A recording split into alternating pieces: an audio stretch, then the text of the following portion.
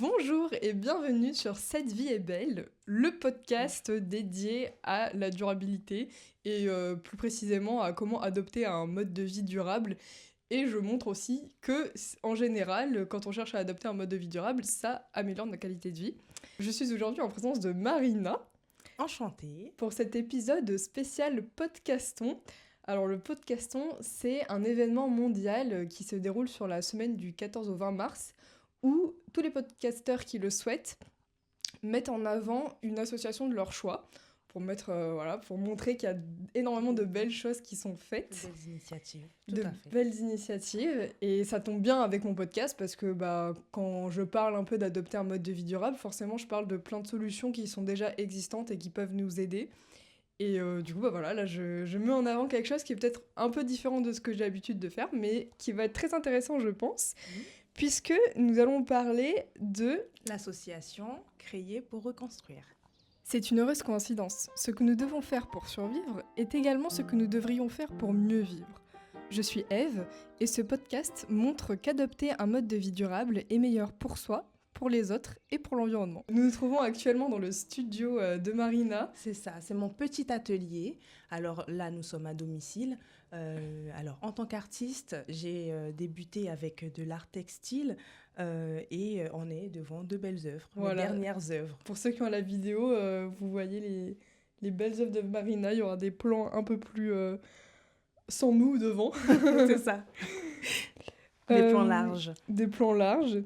Est-ce que tu veux te présenter de manière générale et nous dire ce qui t'a amené à créer cette association ? Alors bien sûr, donc moi je suis donc Marina, j'ai 36 ans, je sais pas si c'est important de le dire, on pourra couper. Si, c'est bon. Ils vont être choqués, ils vont voir c'est ta tête, vrai. ils vont dire mais... Non, c'est gentil. J'ai 36 ans et donc je suis diplômée en psychologie du travail initialement et j'ai eu une première expérience en tant que salariée. Donc durant 7-8 ans, j'ai travaillé dans le domaine de l'insertion professionnelle, l'accompagnement donc vers l'emploi. J'ai aussi travaillé donc un peu plus aussi dans les ressources humaines, le recrutement, etc. Donc j'ai toujours été proche un peu de l'humain finalement, du personnel. Et puis finalement j'ai évolué, après ces 7 années d'expérience, j'ai voulu changer, voir autre chose. Et surtout je pense aussi j'ai eu un fils. Ça m'a un petit peu bouleversée, ça m'a fait changer ma vision des choses, notamment sur le monde professionnel. Et j'ai eu envie de... Ah ouais, par exemple, qu'est-ce que ça t'a fait changer Ça a changé ma vision des choses parce qu'effectivement, je me suis rendu compte qu'on était dans un système où on devait travailler, effectivement, on devait travailler. Et finalement, lorsqu'on devient mère, on se rend compte que ça ne correspond plus à le rôle que l'on veut avoir auprès de son enfant. On a envie de passer du temps avec son enfant, de lui apprendre des choses, de lui inculquer des choses, d'être beaucoup plus présent. Et finalement, le monde professionnel nous zappe. Ça nous paralyse. Et donc, du coup, j'ai voulu, en fait, ne pas reproduire un modèle que j'avais connu, moi, enfant, avec ma mère. Je me suis dit que je n'avais pas envie d'avoir un enfant qui grandit loin de sa mère. Et voilà, je me suis dit qu'il fallait que je fasse autre chose, autrement, tout simplement. Et du coup, après ce truc de « bon, j'ai pas envie de travailler là ». C'est ça. Après cette expérience professionnelle, j'ai eu mon enfant et donc je me suis j'ai un peu renoué avec l'aspect manuel, les créations, parce que avec lui, je faisais beaucoup d'activités, beaucoup de créations et je me suis un peu surprise à aimer ça, à retrouver des sensations que je connaissais d'enfance, à reprendre plaisir, à trouver que je savais faire plein de choses finalement. Et c'est comme ça que je me suis lancée petit à petit dans des créations. Et j'ai fait beaucoup de créations. J'ai été dans des bijoux, j'ai fait plein de choses différentes. Et puis je me suis arrêtée finalement sur le tufting parce que ça a été la révélation. Voilà, c'est ça. Mais c'est vrai que quand on y pense, c'est pas trop mis en avant, enfin c'est même pas du tout mis en avant quand tu réussis à être fort manuellement. C'est ça. Enfin dans le système scolaire, c'est pas l'art plastique qui va te... C'est ça. On nous pousse, enfin, je me suis surprise effectivement à euh, me trouver des compétences finalement que j'avais oubliées. Je Ouais. sais que petite, j'aimais beaucoup créer, je pouvais passer des heures à faire plein de choses. Je sais pas si à l'époque tu te souviens des émissions Art Attack sur Disney Channel, enfin bon, on n'est pas de la même génération non plus. Oui, moi j'ai Mais il y avait 24. 24. Ouais. Bon, non, je pense qu'il y avait plus Art Attack, mais il y avait beaucoup d'émissions, en tout cas de création. Et moi, j'adorais faire ça petite. Mais on m'a poussée, comme tout le monde, je pense, à Mm, avoir des diplômes, à travailler comme tout le monde, mm, à avoir un parcours standard, quoi. Donc mm. voilà, j'ai oublié que finalement, la création, le manuel était finalement présent en moi. Ouais, Mm. bah trop bien. Et du coup, le tufting, est-ce que tu peux expliquer pour ceux qui savent pas ce que c'est? Alors, le tufting, c'est un art qui est nouveau, c'est de l'art textile, plus précisément. Alors, c'est un procédé qui utilise une toile de base, une toile de moine, et sur lequel on vient implanter de la laine. Bien sûr, on va respecter un dessin, un design qu'on aura préalablement dessiné sur cette toile.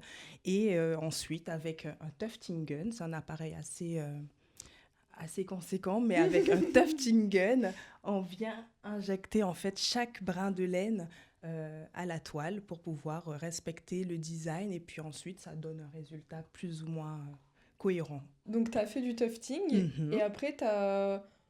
Enfin, vas-y, explique un peu ce que c'est ton assaut. Genre, créer pour reconstruire, qu'est-ce que c'est? Genre, Alors, alors effectivement, donc j'ai fait du tufting et par la suite, je me suis dit, j'avais envie finalement de transmettre ce savoir, de transmettre le plaisir de la création, de partager finalement ce savoir, ce plaisir. Et c'est comme ça que j'ai créé ma société pour commencer. Donc j'ai créé ma société. J'ai commencé comme tout le monde par vendre. Et puis, à un moment donné, ce modèle-là m'a un peu éloignée finalement du plaisir de la création. hmm, Ça m'a éloignée justement de ce qu'un artiste aime me faire, c'est-à-dire créer tout simplement.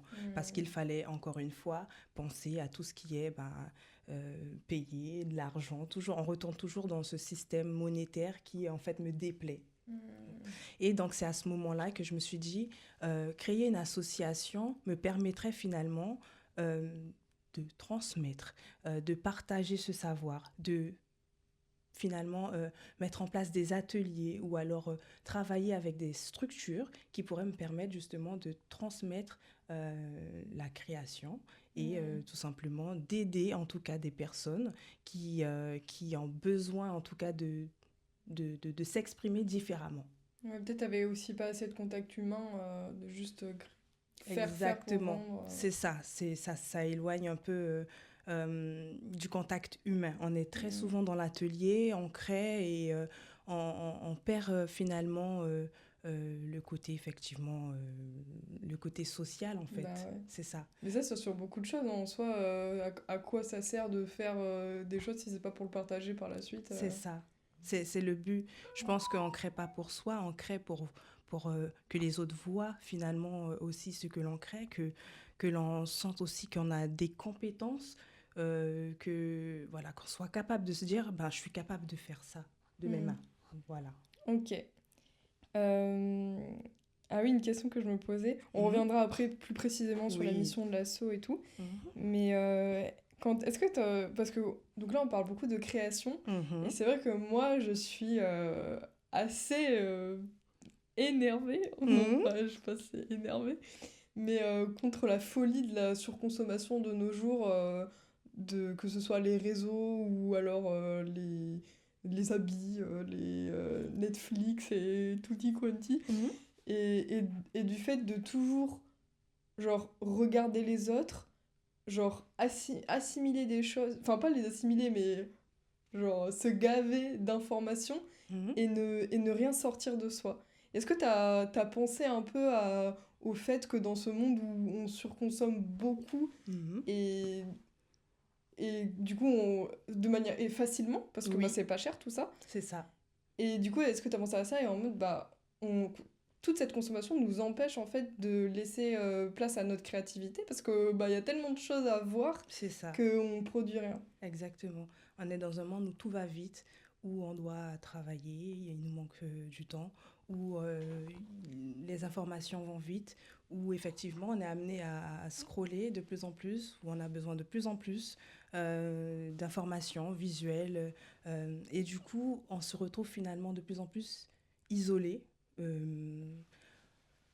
Paradoxalement, je dirais, on se Mmh. retrouve isolé et justement, je pense que la création, déjà, ça apporte ce sentiment de prendre le temps, de prendre une Mmh. pause finalement dans tout ce brouhaha. Mmh. Finalement, on prend le temps de réfléchir, de créer, on prend le temps en fait.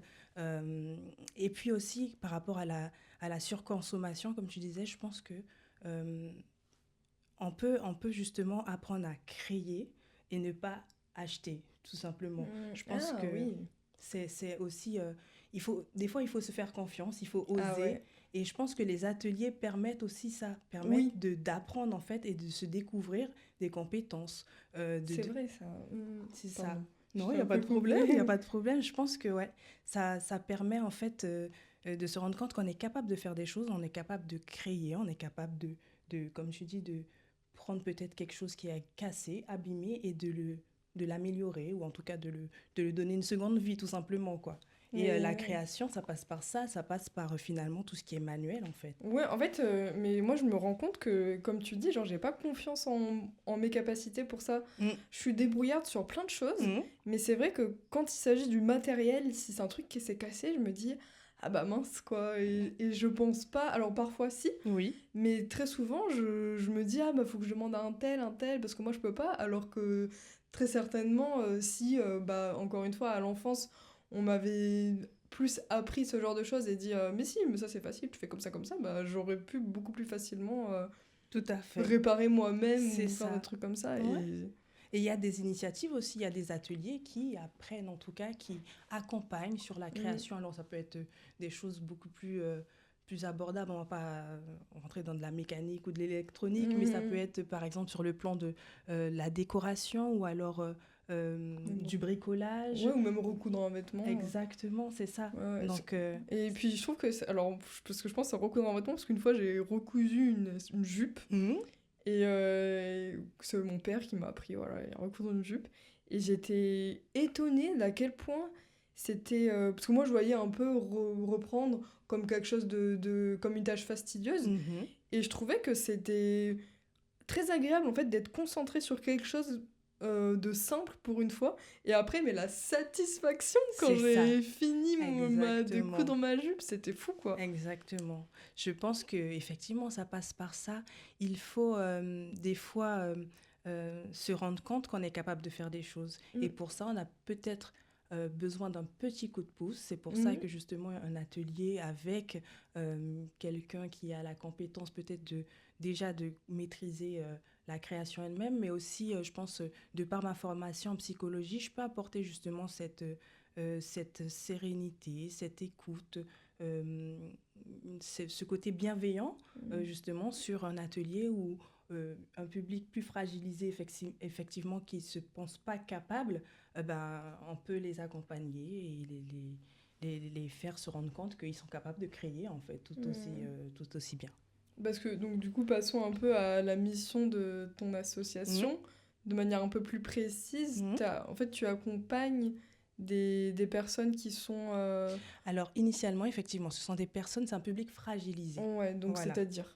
C'est-à-dire, dans le public fragilisé, on peut inclure, par exemple, des personnes qui ont subi des violences, tout Ok. simplement, des violences. Je pense aux femmes notamment, les femmes qui ont subi des violences conjugales. On peut accompagner aussi un public éloigné, on va dire, de l'emploi, de l'aspect finalement socio-économique. Donc, un public entre 16 et 25 ans, par exemple, qui a besoin de reprendre Mm. confiance en soi et d'être accompagné aussi sur le plan du social finalement, qui a besoin de renouer avec les liens sociaux, excuse-moi. On a également pensé donc à accompagner un public. Alors c'est un peu plus difficile parce que ça demande pas mal d'encadrement, mais un public par exemple incarcéré aussi.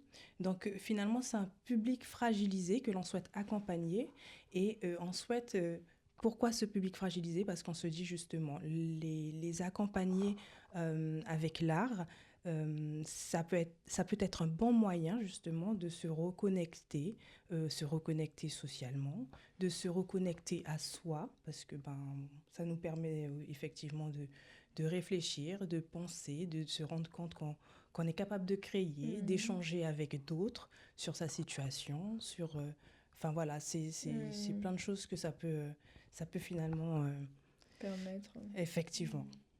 Ok. Mais déjà, quand tu parles, je trouve que c'est apaisant. Genre, t'as C'est une vrai. voix qui est un peu apaisante, on Moi, se c'est sent gentil. tout de suite un peu bien. Ah, Donc, c'est gentil. c'est C'est gentil alors. il faut faire des ateliers avec Marina, vous serez apaisés. Ah. Et du coup, pour le moment, tu es seule à faire vivre l'association? Alors, actuellement, effectivement, c'est une association que l'on a créée en famille. On l'a créée en famille depuis le mois de janvier, donc c'est assez récent. Et pour le moment, on est vraiment au stade où on structure les choses, où on prend contact avec différentes structures. C'est un univers dans lequel, qui est nouveau, en fait, finalement, pour moi, pour nous, le bureau, on va dire. C'est nouveau et donc...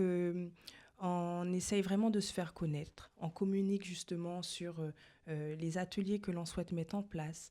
On essaye de se rapprocher des différentes structures, des différentes administrations. Et voilà, c'est tout nouveau. Donc, Ok. voilà. Et par exemple, les ateliers, tu penses que tu vas créer un Instagram où tu mettras des liens pour réserver les places pour les ateliers Alors, comme c'est effectivement tourné pour un public fragilisé... C'est plus par des structures. C'est ça. Ok. Voilà, Pardon, je t'ai... Non, il n'y a pas de problème, il n'y a aucun problème. Au contraire, c'est effectivement plus par les structures que l'on pense accompagner, quoi. On pense travailler avec des structures, du public, des centres, des collectivités, etc. Donc, c'est par eux qu'il faut passer. Là, par exemple, notamment pour les femmes victimes de violences conjugales, j'ai commencé à prendre contact avec le CHRS de Colombes. Je crois que c'est justement un service hospitalier qui s'occupe un peu de ces femmes-là. Il y a des centres d'accueil spécialisés. Enfin, il y a différentes structures finalement qui accompagnent. Et voilà, il faut se faire connaître, il faut mettre en place des projets, proposer en tout cas des choses assez viables pour aider ces structures. Et est-ce que tu as déjà, alors pas forcément des personnes fragilisées, mais fait des ateliers tufting ou accompagné quelqu'un, même si c'est un proche ou quoi, à créer? Ouais, ça oui. Du coup, en tant qu'artiste tufting, avant même de créer l'association, j'ai eu l'occasion de faire quand même quelques ateliers. Et c'est là où je me suis sentie justement beaucoup plus utile finalement. Parce qu'on a le côté artistique, mais on a besoin de transmettre finalement. Et c'est à ce moment-là que j'ai eu l'idée de créer cette association. Ça facilitait en tout cas les choses. Et j'ai eu donc l'occasion d'accompagner par exemple une classe de tout petits, des petites sections. Voilà, oui, c'était l'occasion que... c'était la maîtresse de mon fils. Hein. Elle m'a donné l'occasion, elle m'a donné l'opportunité sur 1h30 avec les tout petits. Donc j'ai proposé bien sûr un atelier adapté à leur âge, ils n'ont pas fait du tufting. Avec le pistolet. Voilà, avec un tufting gun. Donc j'ai proposé un petit atelier pour un groupe de petites sections. Et puis sinon, j'ai eu l'occasion effectivement d'accompagner des amis qui étaient curieux tout simplement, de faire des ateliers. Donc ils sont venus avec un ami ou deux. Donc j'ai eu l'occasion de leur faire des petites créations. Voilà. On a un peu parlé du fait que les moments comme ça, les ateliers, ça permettait à des personnes d'échanger entre elles de leur situation ou quoi, même de sortir un peu de l'isolement forcément parce qu'elles font un atelier et de se rendre compte un peu de leur valeur aussi par le travail manuel. Est-ce que tu penses que, enfin selon toi, quels sont les bienfaits de la création, même si on n'est pas dans une situation forcément d'isolement ou de rupture, même si en vrai je pense que parfois on peut être dans une situation d'isolement et pas forcément se rendre compte. Tout à fait. Mais quels sont pour toi les bienfaits de la création? Alors, les bienfaits de la création, effectivement. Alors, bonne question. C'est une bonne question. Ça peut être vague, hein. Il y a pas de mauvaise réponse, on va dire. Non, mais c'est une bonne question. Effectivement, je pense que déjà, le bienfait, c'est de prendre le temps. Ça, c'est important. Je Mhm. pense que, comme on disait, on est dans une société où tout va vite, où on ne prend plus le temps, voilà, le Mhm. temps pour soi, tout simplement. Et puis, on se retrouve finalement qu'avec les mains. On est dans une société où tout est visuel, où tout est numérique, c'est le portable, ça scrolle. Et donc, c'est important effectivement de revenir à des choses plus simples des fois pour se reconnecter à soi, tout C'est vrai simplement. que c'est plus facile d'être en pleine conscience quand on fait quelque chose de nos Quelque mains. chose de nos mains, exactement. Ouais. Quand on fait quelque chose de nos mains, on est pleinement ancré à ce que l'on fait dans notre cerveau. Ça nous permet des fois tout simplement de réfléchir. Des fois, on n'arrive pas à mettre des mots sur certaines choses verbalement et les mains nous aident en tout cas à traduire un état, Mhm. traduire quelque chose qui nous a peut-être marqué à un moment donné, un objet, enfin une représentation tout simplement. Mhm. Et puis je pense aussi que créer, ça permet effectivement de se rendre compte qu'on est capable de faire ça, tout simplement. On se dit, c'est moi qui ai fait ça. Des fois, on regarde sur les portables, on voit, il y a énormément d'artistes, il y a énormément de créateurs différents, et on ne se rend pas compte, en fait, que nous aussi, on est capable d'être ces personnes-là qui, Mhm. peut-être, eux, voilà, se montrent sur les réseaux ou autres, mais nous aussi, en fait, à notre petite échelle, on est capable de faire des choses. Donc, en ça, je pense aussi, la création peut être une bonne chose, et le partage aussi. Mhm. Le partage hein, dans la création, c'est primordial. Mhm. Généralement, on crée très rarement que pour soi, quoi. Oui, On a souvent envie de le montrer, de le bah oui, partager aux autres. Enfin, c'est, mais je c'est pense. sûr. Mm, mm. Est-ce que, alors on va passer un peu plus sur les types d'ateliers Mhm. que tu vas proposer. T'as qu'un seul type d'atelier ou t'as plusieurs idées et concrètement comment ça se passe Alors, effectivement, comme je disais, avant d'être artiste textile, j'ai essayé quand même pas mal de choses avant vraiment de trouver mon art de prédilection, on va dire. J'ai essayé pas mal de choses dans le punch needle. C'est souvent resté, en tout cas, dans le secteur du textile. J'ai fait du punch needle.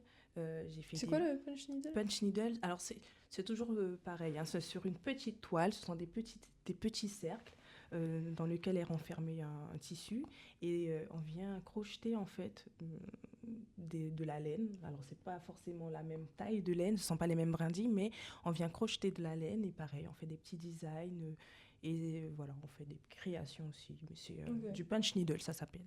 Et puis il y a également des bijoux donc que j'ai pu faire avec de la pâte polymère. Là aussi Pas de polymère.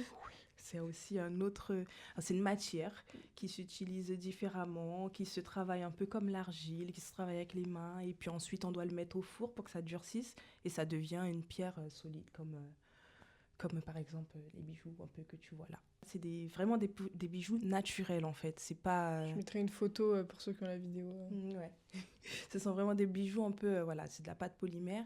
Et donc, voilà, je me suis quand même intéressée à des choses qui restent quand même accessibles, où il n'y a pas trop de, justement, on parle un peu d'écologie, mais pas trop d'investissement finalement, pas trop de matières un peu toxiques ou nocives, quoi.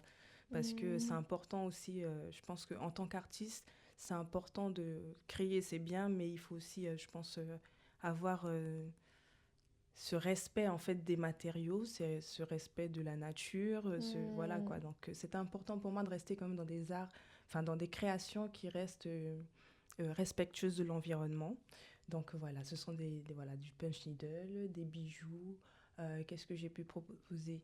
D'autres ateliers. Alors une fois, j'ai eu aussi un atelier avec des personnes âgées. Alors là, voilà, c'était l'occasion parce que voilà, j'ai une grand-mère qui est un peu voilà active dans la ville et donc j'ai eu l'occasion aussi d'animer comme ça un atelier pour personnes âgées et donc je leur ai proposé un atelier adapté aussi à leurs difficultés on va dire moteurs, Mm. voilà, où il fallait aussi un peu solliciter un peu les doigts, donc ça leur permettait un peu de travailler leur dextérité, Mm. enfin voilà, donc je m'adapte un peu en fonction du public finalement, parce que par mon expérience, j'ai touché un peu à tout et puis j'essaie finalement de mettre un atelier qui soit accessible. Le but n'est pas finalement de mettre en difficulté en fait les personnes qui arrivent à l'atelier, quoi. Si elles arrivent et qu'elles ne... Enfin voilà, le punch needle, c'est vraiment autre chose, quoi. Oui, ok. Voilà, donc je m'adapte.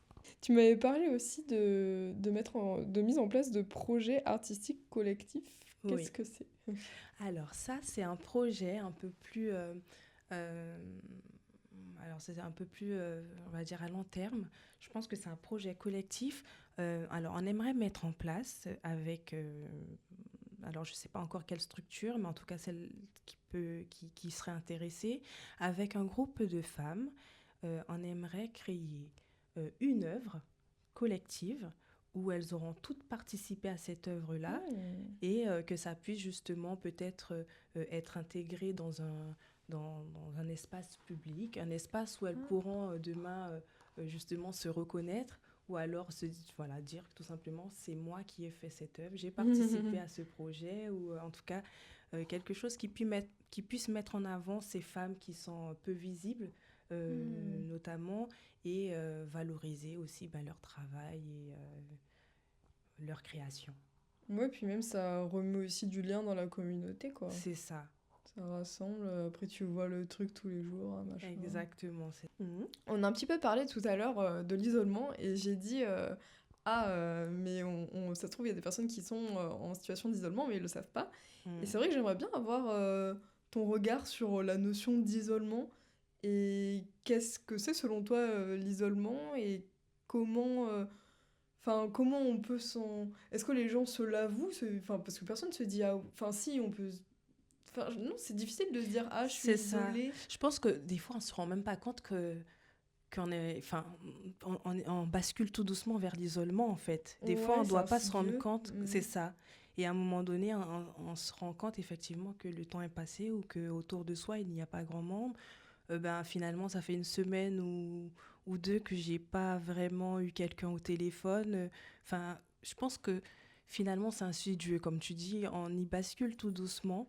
Et alors, moi, effectivement, je mets l'accent sur un public fragilisé, mais ça peut être aussi un public qui, tout simplement, a besoin de partager un moment de création. Donc, on peut se dire isolé à partir du moment où, effectivement, on se sent peut-être pas entendu, pas vu, pas compris, pas écouté. On peut être dans l'isolement lorsqu'on n'est pas à sa place, finalement. Ouais. Parce que je sais que moi, à un moment dans ma vie, bon après c'était un peu le Covid et ses suites, donc c'était difficile. Oui. Mais j'étais assez déprimée. Et c'est il y a quelques mois où je me suis dit, mais en fait, à ce moment-là de ma vie, avec du recul par rapport à ma situation actuelle, j'étais isolée. Ouais. Mais sur le coup, jamais j'aurais pensé que c'était ça. Parce que j'étais pas non plus complètement isolée, quoi. Mais c'est un sentiment finalement qui est à l'intérieur. Ouais, mais j'aurais jamais pu mettre un mot dessus. Et même aujourd'hui, je me dis, mais est-ce que c'était vraiment ça? J'ai l'impression que oui, mais je trouve ça hyper difficile de se rendre compte de ça. Et surtout que je pense qu'il y a beaucoup de personnes qui le vivent parce que c'est tellement facile en fait de vivre sa vie sans en étant isolé avec toutes les choses qu'il y a à faire, genre on peut ne pas s'en apercevoir très facilement, quoi. C'est ça, le rythme que la vie nous impose entre guillemets aujourd'hui, c'est-à-dire boulot, métro, dodo, en tout cas pour ceux qui sont en Île-de-France, je pense qu'effectivement on est dans un rythme de vie où si l'on ne fait pas attention, on peut se retrouver dans une situation où on est complètement isolé de ses proches, de sa famille, de ses amis. Ça peut être une détresse qui ne se voit pas. Ouais. C'est ça, qui ne se voit pas, dont on ne parle pas. On n'a pas forcément conscience, on ne peut pas mettre des mots dessus. Et pourtant, effectivement, on peut se retrouver isolé malgré tout. C'est ça. Mais alors, ce qui est intéressant, du coup, ce que ça soulève comme question, comment se rendre compte, effectivement, sur le moment que... Je pense que souvent, ce sont peut-être les proches qui peuvent nous faire nous en apercevoir, en fait. Les proches, ou alors si vraiment, à un moment donné, on sent que on est en Ouais. difficulté, où on a du mal à se motiver tous les Bah jours. ouais, et moi, avec du recul, peut-être, moi je me dis, bah à cette époque-là, si je m'étais dit, en fait, je suis tout le temps triste parce que bah, je vais essayer de voir d'autres gens, même si j'ai pas d'amis, bah, je vais m'investir, je sais pas, je vais être bénévole dans une asso ou Mhm. quoi, mais juste voir Voir d'autres personnes c'est ça, partager et du voir temps si ça avec. peut m'aider. Mm. Si voilà, si vous êtes déprimé, ce que je ne vous souhaite pas, et que vous faites que consommer des podcasts, n'arrêtez pas, mais partagez, écoutez les podcasts avec quelqu'un d'autre et après vous en débattez. C'est ça. Ça va créer du lien. Ça va créer du lien. Mais c'est vrai que c'est un fléau en vrai hein, dans nos sociétés, le Oui, manque de lien. Et du coup, ça crée un peu aussi la peur de l'autre parce qu'on se oui, connaît moins. c'est ça. On est sur les réseaux et paradoxalement, bah, on est tout seul, quoi. On est devant un Ben ouais. écran, on scrolle tout le temps et en fait, on est seul. Et Puis on s'imagine plus de choses aussi quand on voit c'est sur les ça, réseaux parce que exactement. même rien que là de se parler dans la vraie vie, il y Hmm. a un contact qui est différent de si t'avais donné les mêmes réponses à travers un écran, j'aurais peut-être moins compris qui tu étais, quoi. Exactement, c'est ça. Désolée pour vous qui nous voyez à travers un Oui. écran. On Mais n'arrête bon, pas j'arrête pas de dire ah, la c'est consommation ça, et mais tout. finalement, non, mais je pense que c'est une bonne consommation, les podcasts. Oui, bah déjà c'est moins nocif pour le cerveau que les Oui, contenus courts, quoi. c'est ça, je pense. Et puis on peut continuer à faire des choses de ses mains. Oui, voilà. Tu m'as parlé aussi du cadre de tes ateliers, Mhm. un cadre de bienveillance et de non-jugement. C'est ça. Est-ce que tu le dis au début ou est-ce que tu fais quelque chose de spécial Pour, alors, ce cadre? ouais, non, je pense que ce n'est pas forcément dit, je pense pas, c'est pas important. Je pense que par l'attitude et puis en général, euh, je mets l'ambiance en tout cas dans l'atelier pour que ça puisse être déjà un atelier où l'on se sent bien, un atelier où, alors moi je fais preuve d'empathie, je suis à l'écoute et puis euh, j'encourage même si on n'est pas là pour bien faire, même si on fait Oui. des erreurs, enfin voilà, on apprend et puis des fois l'art en tout cas voilà l'art il n'y a pas un art qui est bon et un autre qui n'est pas bon, Oui, enfin oui. voilà quoi, on est là pour essayer pour passer un bon moment finalement, donc je pense Ok. que voilà c'est vraiment une ambiance générale qui fait qu'on s'y sent bien et Oui, c'est naturel, quoi. voilà, ce n'est pas nécessaire de le dire Mhm. dès le début de l'atelier, non je pense pas. Attention. Vous allez voir, tout va bien se passer, ne vous inquiétez pas. Je crois qu'il va me regarder avec des yeux, au contraire.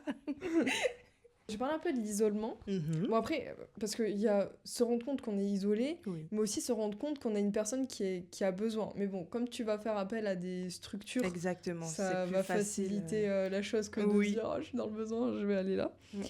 Et, et sinon, dans une situation où tu aurais quelqu'un qui, bah, comme beaucoup, ne pense pas être créatif, ne pense pas être capable, Mhm.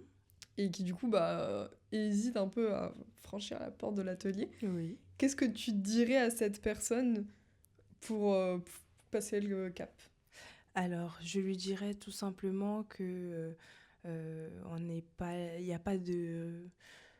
En tout cas, enfin, l'objectif de Mhm. l'atelier est vraiment de découvrir, de créer, de toucher les sensations, les couleurs. Il n'y a pas d'objectif finalement à atteindre. Il y a pas, je ne leur demande pas au final de repartir avec un objectif. Donc, Mhm. euh, c'est vraiment dans la bienveillance et ça permet de découvrir finalement un peu plus sur soi. On peut être surpris de ce dont on est capable de créer et c'est un bon moment en fait que l'on partage Mhm. avec d'autres personnes, que l'on connaît ou pas, mais dans tous les cas c'est du positif et ça peut pas faire de mal. Voilà. La meilleure réponse, ça peut pas faire de mal. Non. Mais j'aime bien aimer aussi le point sur les objectifs, parce que c'est vrai que en fait, c'est souvent dans nos vies Mm. où on se donne énormément d'objectifs, C'est ça. ou alors de délais, C'est ça, des buts à de atteindre, limites et voilà, tout. c'est ça. Et alors parfois ça a du bon, mais c'est vrai que ça fait plaisir de se dire un truc, bah en fait si je rate, c'est C'est pas pas grave. grave, Et ça, voilà. ça On essaye. c'est vraiment pas facile. Enfin moi je sais que si je rate, c'est très dur de ne pas faire parfait du premier coup. Où C'est je ça. vais, je vais Mais avoir en fait, je vais me mettre la pression alors que, enfin, quand on réfléchit plus grand, enfin, on est sur Terre, c'est pas, enfin, vraiment, il y il a, y a pas de, c'est ça, il y a ouais, pas d'objectif derrière à atteindre. Il faut vraiment prendre le temps de découvrir et le plaisir de faire, d'utiliser des matières que l'on ne connaît pas, le jeu des couleurs. En fait, on retrouve des sensations d'enfant finalement. ouais, ouais, ouais. Et c'est ce qui permet aussi de se sentir un peu insouciant, entre guillemets. C'est ça. Bah oui, puis en plus, comme t'es en pleine conscience, t'oublies tes problèmes. C'est ça, T'es juste là sur ton truc. C'est comme quand tu fais du exactement. sport, tu... C'est ça. C'est un côté en fait très satisfaisant Mmh. et on oublie finalement ce qui est un peu plus difficile, quoi. Ce qui est plus difficile dans la vie de tous les jours. Ouais, C'est un bon moment. ouais, bah franchement, c'est trop bien ce truc de se dire, bah en fait, tu vas à l'atelier et t'as pas d'objectif. Juste t'es là. Voilà, il y a de quoi, il y a du matériel, il y a des personnes ben, si on a besoin d'aide ou pour partager, si on a besoin de parler, tout simplement, il y a du monde. Mm. Des fois aussi, on peut se créer des connexions et puis pourquoi pas repartir avec le Mm. WhatsApp de quelqu'un. Enfin voilà, c'est des opportunités comme ça qui sont offertes et qui sont en fait qui sont bonnes à essayer en tout cas, Mm. et ça peut apporter que du positif. Mm. Tu connais un peu le discours d'Olivia Hamon sur la robustesse et la performance? Non, vas-y, dis-moi. Bah, alors, vraiment, je dis vite fait, mais en gros, c'est de se dire que dans le monde, Mhm. on est un peu matrixé par vouloir être performant. Mm. C'est ce qu'on a dit là avec les C'est objectifs. ça. Et toujours vouloir être efficace, etc. Et en fait, dans un monde aux ressources finies, Mhm. la performance, c'est pas possible parce que ça veut dire toujours plus, toujours mieux. Et en fait, bah, à un moment, tu juste plus de ressources ou Tout plus de. ça. Voilà. Et du coup, lui il propose un modèle qui est plutôt celui de la robustesse, qui se rapproche un peu de la résilience, Oui. mais qui est de dire qu'en fait, on va, on va privilégier les temps longs, la redondance, les tests, les erreurs, le coopératif, etc. Oui. Et que en faisant ça, pour les aléas qui vont venir, bah, comme on va pas choisir tout le temps ce qui est parfait, mais plutôt la multiplicité des choses. C'est assez compliqué à expliquer comme concept, finalement, je me rends compte là en le disant. Mais, enfin, la robustesse, tu vas. En tout cas, au niveau personnel, Mhm. c'est comme. Tu t'arrêtes de te mettre la pression de réussir les choses et tu fais selon toi. Et en fait, souvent, bah, ça a beaucoup d'externalités positives. Et c'est comme là, en fait, dans tes ateliers, bah, tu fais pour toi. Et bah, même si bah, si tu t'étais mis un objectif, bah, peut-être que tu aurais fait un truc encore plus parfait. Ouais, mais là, t'as fait pour toi. Et du coup, bah voilà, t'as parlé avec le collègue en même temps, t'as eu un contact. Puis t'as découvert qu'en fait, tu pouvais faire tel assemblage de couleurs que t'aurais jamais fait si t'avais suivi un modèle pour être le plus performant possible. Enfin, C'est il y ça. a plein de choses déclinées et du coup au niveau plus global de la planète, la robustesse, c'est de dire que comme on va rentrer dans un monde où il y a énormément d'aléas, Mhm. et ben en ayant un mode de vie nous robuste et même de manière générale si la société était plus robuste, pardon, elle, elle s'adapterait beaucoup plus facilement aux aléas qu'une société performante. Mhm. Et parce qu'une société performante, elle est peu adaptable. En fait, s'il y a un truc. En fait, la robustesse, c'est comme de dire que t'as plein de petites lumières, alors que la performance, t'en as juste une grosse. Oui. Et du coup, bah, si la grosse, elle claque, t'as plus de lumière. Alors que C'est s'il y en a ça. une petite qui claque, bah, t'en as plein d'autres. T'en as d'autres, c'est ça. Non, mais Voilà. c'est un beau concept. Je connaissais pas. Voilà, et du coup, bah, ça me fait penser Pensez un à peu à ça, ton effectivement. atelier. C'est gentil. Petite conclusion, je suis contente là de cette discussion. Ah, ça fait plaisir. En plus là, avec le beau temps qui est revenu, la C'est petite ça. discussion, on est... Ça fait, franchement, ouais. on- Aujourd'hui, on est chanceuse. Oui, oui, ça fait du bien au moral. Oui. Alors c'est une petite question bonus qui Mhm. peut inspirer les auditeurs. Mhm. Quelle est la chose que tu as mis en place dans ta vie? Vraiment, vraiment c'est toi qui l'as mis en place, c'est pas... Pour l'association, tout ça. Oui, voilà. Hmm. Et qui a eu un impact positif sur ton bien-être. Et c'est pas avoir un fils, ça compte pas. Oui, non, ça compte pas, ça. qui a un impact positif, hormis les nouvelles résolutions chaque année. Est-ce que tes nouvelles résolutions, c'est les mêmes chaque année? Il y en a une de plus qui se rajoute à la liste chaque année. Mais quand même, bon, dans l'ensemble, j'essaye de m'y tenir. Il y en a une de moins une de moins sur la liste et une autre qui se rajoute en fin d'année. C'est comme ça. Mais bon, je pense, on essaye tous les jours finalement de se bonifier et on se remet en question. Enfin, moi, je suis peut-être un peu comme ça. Mais voilà, j'essaye souvent de me remettre en question pour améliorer, en fait, tout simplement. Améliorer la personne que je suis, améliorer effectivement... euh, quand je dis améliorer la personne que je suis, c'est pas pour moi, mais c'est dans la société, en fait, avec les autres. Il y a plein de choses, en fait, à changer, à améliorer. Il y a des petites choses, des fois. Hein, et ça permet finalement de mieux vivre pour soi, mais de mieux vivre avec les autres. Et il y a tellement d'exemples, et c'est des petites choses des fois, mais qui a de l'importance finalement. Non, mais c'est intéressant comme réponse, parce que c'est vrai que, bah, par exemple, moi, je pense pas trop à... Enfin, j'y pense forcément, parce que déjà, je fais un podcast sur la durabilité. Sur la durabilité. Mais je pense pas trop aux conséquences de mes actions sur les autres. Et exemple tout bête, quand je parle à quelqu'un, c'est très rare que dans ma tête, je sais pas, quelqu'un me dit quelque chose et je lui réponds. Et ma réponse peut être piquante ou quoi, et c'est rare que je vais me dire, ok, bah, est-ce que cette réponse va aider la personne? Est-ce que c'était constructif? Ou est-ce que, bah, ça va juste ne pas l'aider et juste être là, bon, bah, ok, quoi, genre...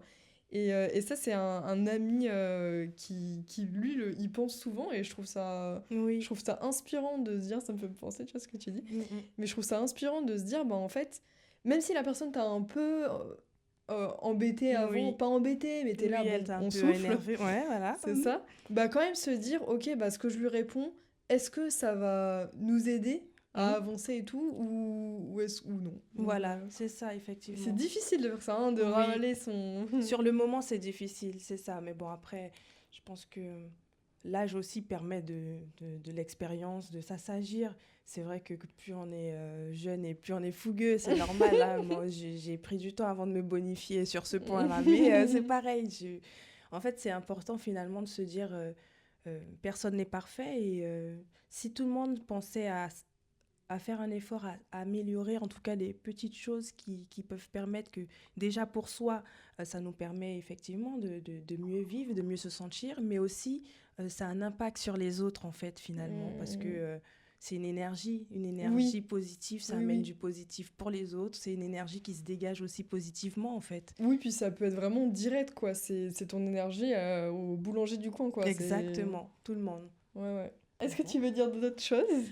Alors, non, j'espère qu'en tout cas, j'ai pu présenter au mieux l'association qui est quand même très jeune. Et donc, pour le moment, on est vraiment en structuration. C'est encore une vision qui est en construction.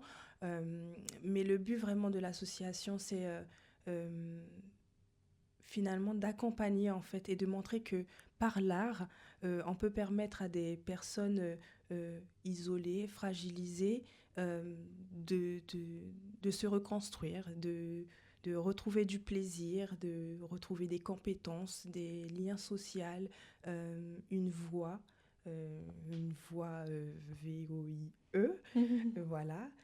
Quand on peut pas mettre des mots sur les choses. Ouais, les deux voix en fait. Ouais, voilà, c'est ça. Donc des fois, la création, en tout cas, je pense que l'art et la création peuvent apporter énormément, en tout cas, à l'humain.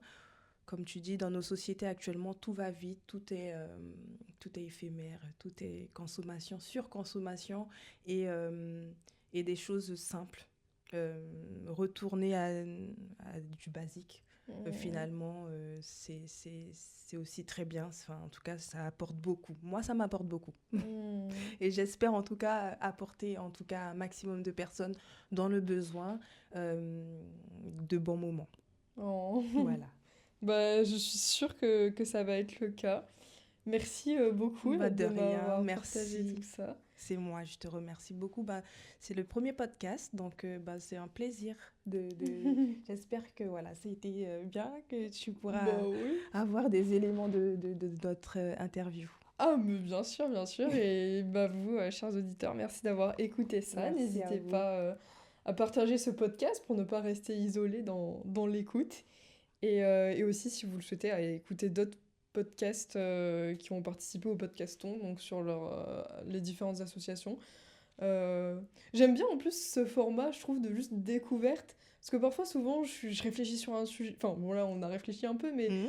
mais j'aime bien quand c'est entre guillemets un peu simple et juste on découvre quelque chose qu'on connaît pas. Oui, J'adore découvrir des choses que je connais pas du tout et qui sont.